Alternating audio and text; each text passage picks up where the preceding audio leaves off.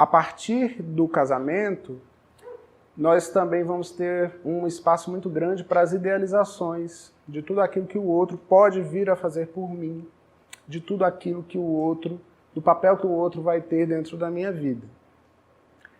Nisso a gente entra em questões que são as questões inconscientes que mobilizam uma relação. Um casamento, ele tem de ser visto, antes de qualquer coisa, como uma relação compensatória. A nossa psique, dentro do olhar junguiano, o Jung dizia que a nossa psique ela vai trabalhar sempre de uma forma compensatória. Ela sempre vai tentar tirar um excesso de um lado para compensar uma falta do outro. E a relação a dois é uma relação que faz isso muito bem. Eu aguardo muito pelo outro, para que ele faça por mim, e eu tento fazer muito por aquilo que o outro não consegue fazer. Não tem como a gente escapar muito disso, né? Mas quanto mais inconscientes nós estamos desse processo, mais nós vamos ser fisgados por aquilo de negativo que esse processo traz. O inconsciente também, sempre que nós vamos tratar do inconsciente, nós vamos saber que ele vai aflorar sempre que aflora uma intimidade, uma convivência mais próxima. Existem dois conceitos que eu vou trazer para vocês de uma forma bem superficial, de uma forma mais só para o entendimento desse contexto, que são os conceitos de persona e sombra. A persona, o Jung define a persona como o papel social que nós vamos assumir diante do outro. É a máscara. Ele tirou esse termo das máscaras do teatro antigo, né, onde as personagens eram definidas já de uma forma pré-estabelecida e onde o ator ficava defendido. Ele estava usando uma máscara, então as pessoas não iam associar ao rosto dele o comportamento daquele ator. O tempo todo, aqui quem está falando com vocês é uma persona. Né? Eu não sou essa pessoa 24 horas por dia, graças a Deus, assim como vocês também são personas diante de mim nesse momento. O olhar de curiosidade ou de questionamento que vocês fazem agora também são constituídos por uma persona. Numa relação, existe também uma persona. Quando uma pessoa conhece a outra, ela não vai apresentar o cartão de visita com todos os defeitos, não é verdade? Ela vai tentar trazer o melhor de si, ela vai usar a melhor roupa, a melhor roupagem para poder se apresentar. Isso dura? Isso vai ser desgastado na medida em que a intimidade chega. A intimidade vai fazendo com que essa persona ela vai ficando transparente e nós vamos conseguindo cada vez mais enxergar o rosto do outro por trás dessa persona. Um rosto que muitas vezes traz feridas, né? Um rosto que vai trazer uma história e uma história que nem sempre é uma história bem resolvida, bem assimilada. Vai trazer conteúdos que muitas vezes precisaram ficar empurrados lá embaixo, guardados, muito bem guardados lá embaixo. Esse lugar lá de baixo é o que a gente pode chamar de sombra. Ela é o porão da nossa casa. É o lugar onde nós vamos guardar tudo aquilo que não teve mais valia, não é assim? A gente vai guardando os cacarecos lá embaixo. Mas também tudo aquilo que é difícil demais, doloroso demais, complicado demais, vai sendo guardado por ali. A sombra também tem um potencial só a título de conhecimento daquilo que potencialmente podemos desenvolver, né? Mas essa sombra que eu trato aqui especificamente, ela vai trazer muito desses conteúdos que são os conteúdos negados, reprimidos, que não puderam se desenvolver positivamente ou que não puderam ser assimilados positivamente na consciência. Então, nessa convivência mais próxima, mais íntima, esse inconsciente vem à tona, ele meio que passa na frente da persona. E isso vai fazer com que todas as minhas mazelas, elas fiquem mais claras nesse convívio com o outro. Inclusive, ela vai casar muito bem com as mazelas do outro.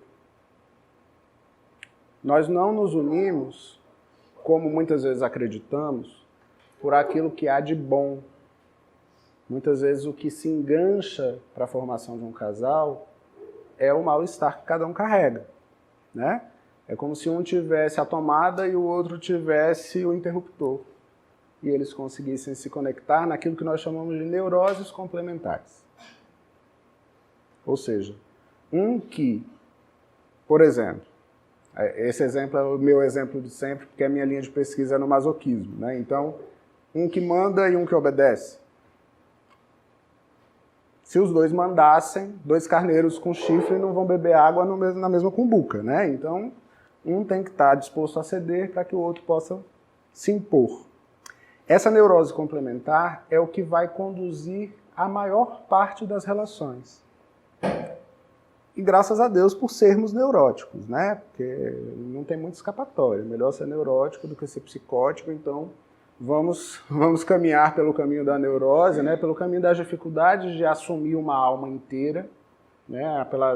Pelos desafios que o ego tem de assumir uma alma inteira e que muitas vezes fazem com que a gente fique enganchado. Sabe disso, enganchado?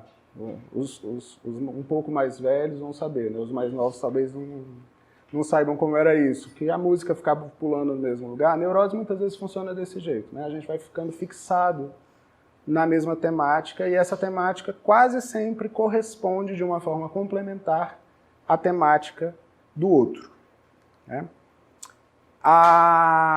Nessa dinâmica toda, tudo que surge como uma novidade vai surgir como uma ameaça também, né? Se eu olho para o outro e vejo que ele está melhorando, por exemplo, da neurose dele, isso pode ser muito arriscado. Às vezes eu posso dar até uma pitadinha para que ele continue preso naquilo que ele fazia, naquilo que ele era antes.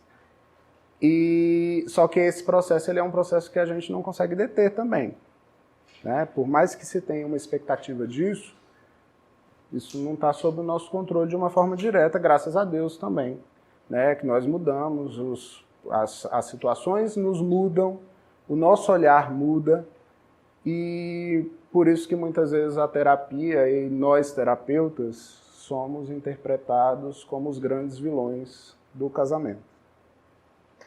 Porque nós vamos colocar a pessoa diante de outras questões dela própria, que vão fazer com que ela amplie a capacidade de reflexão sobre si mesma, e às vezes essas neuroses elas vão mudando, né? Elas deixam de ser umas.